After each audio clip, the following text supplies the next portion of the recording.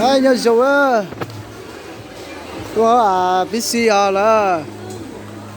Tôi là một chế là một gì ở kia PC đó. Mua nó. Làm gì chờ kia PC là sai bù mua ra chỉ.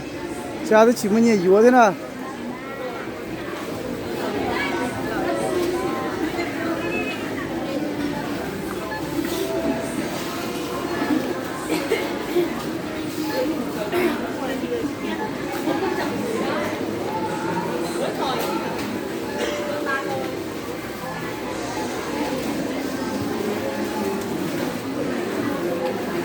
Không trả đó là trời đá cờ gầu đó.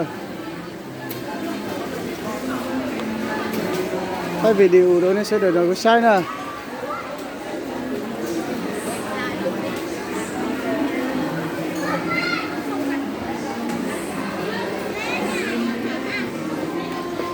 Mùi áo này đầu cờ đó.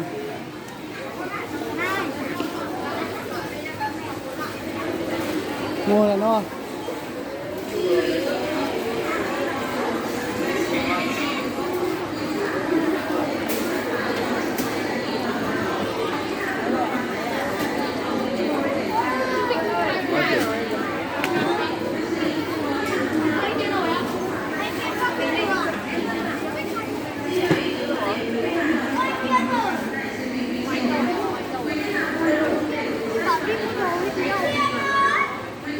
Nó đầu sập là đá cờ đó, biết gì rồi.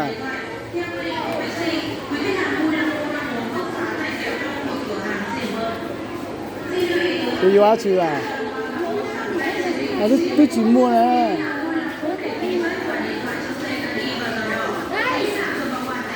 Thôi thì tôi muốn ăn thì không đều mà.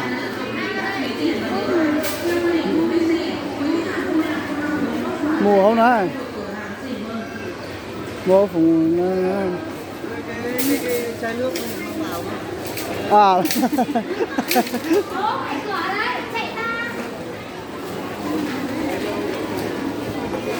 Cái gì đấy đó, cái đó. Cái nào mà vừa mà.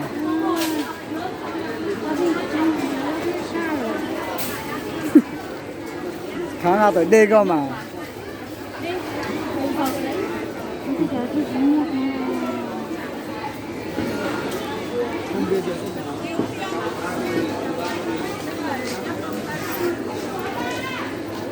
Không lấy bất kỳ một đồ gì nữa nha.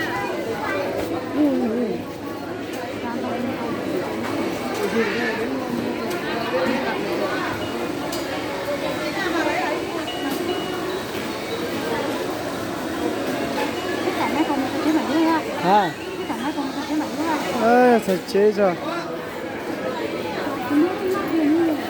Nó tê ở chính mua kia à. Gì đâu bù tó à. Lúc nào đá cơn tao cường rồi nó trồng sai nè.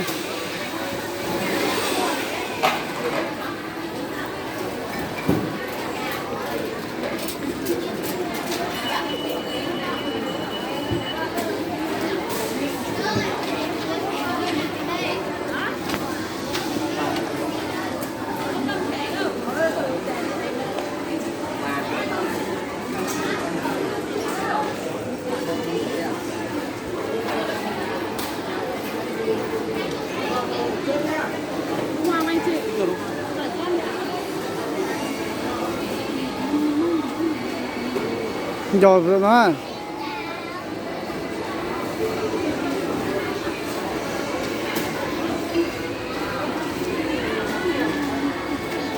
À.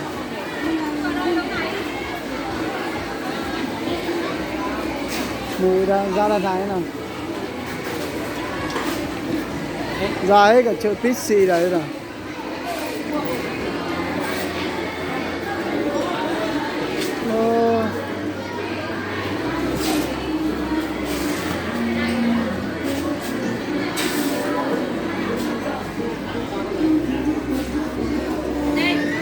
Một không đấu chấp rồi đó là chỉ mình nhiều yếu thế đó. Rồi cái này sai sao bên này sẽ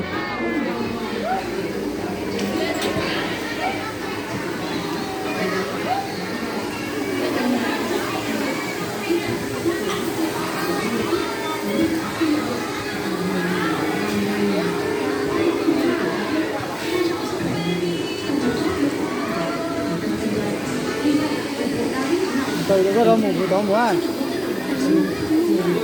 chỉ mua vậy chỉ tới dưới tàu liền mà mình cho về thế à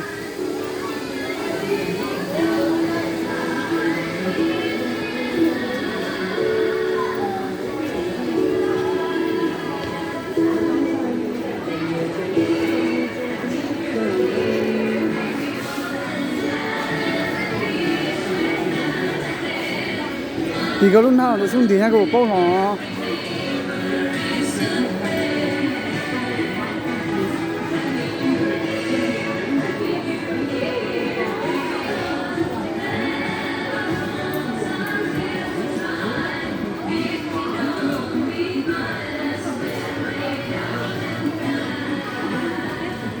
nó dùng không thể chấp lời nữa là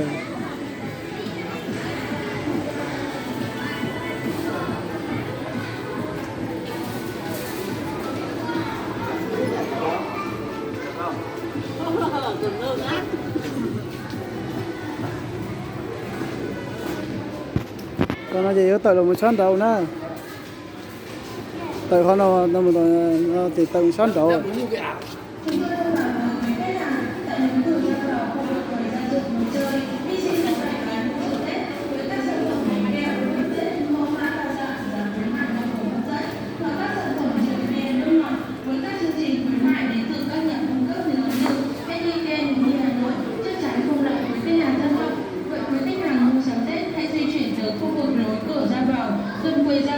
chơi trẻ em của chúng tôi để lựa chọn các loại bánh kẹo rượu bia cho gia đình trong mùa Tết này. Kính chúc quý khách hàng năm mới an khang thịnh vượng.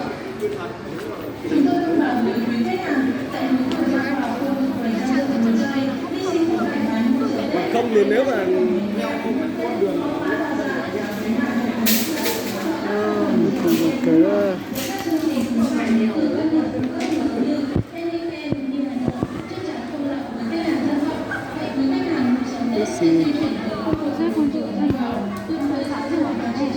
rồi dưới đó là nhiều nè mua luôn đây đi đỡ về trên kia đỡ phải mua tiền ở đây bà thật đấy bà giả đấy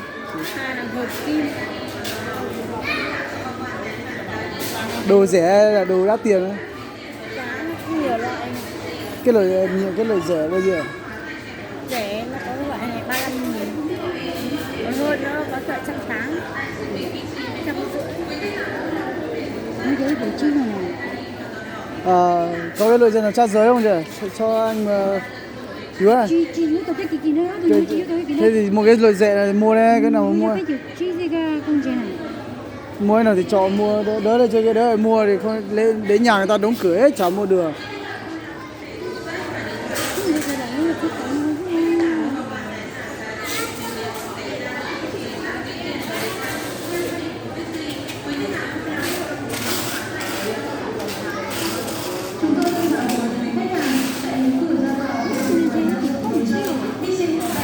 Cho thế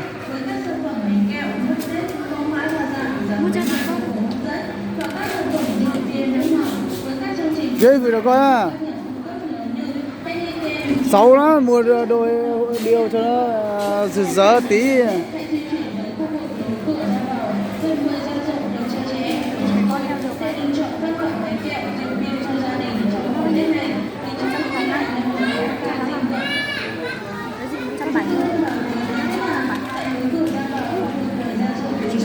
thế sao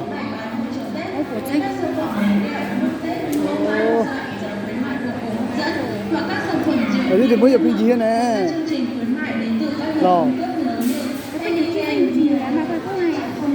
đây thì mua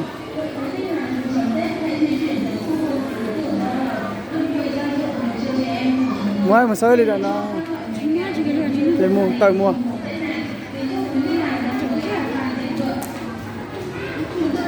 cái số giờ tự san đầu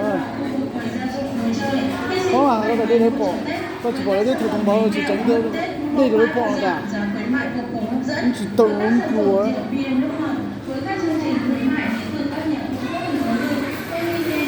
mua là tờ nào đâu mua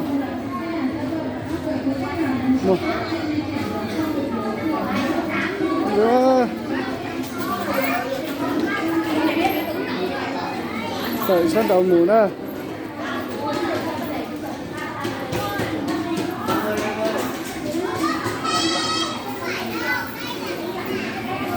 Thời là sang đầu giống đó là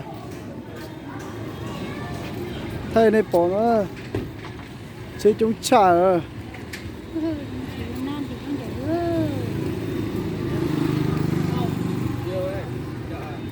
Giờ thì tới lấy đó chị tới đó mình giờ đâu được khó nữa. Thì biết là xin chi thì nào xin ấy chúng sai nè.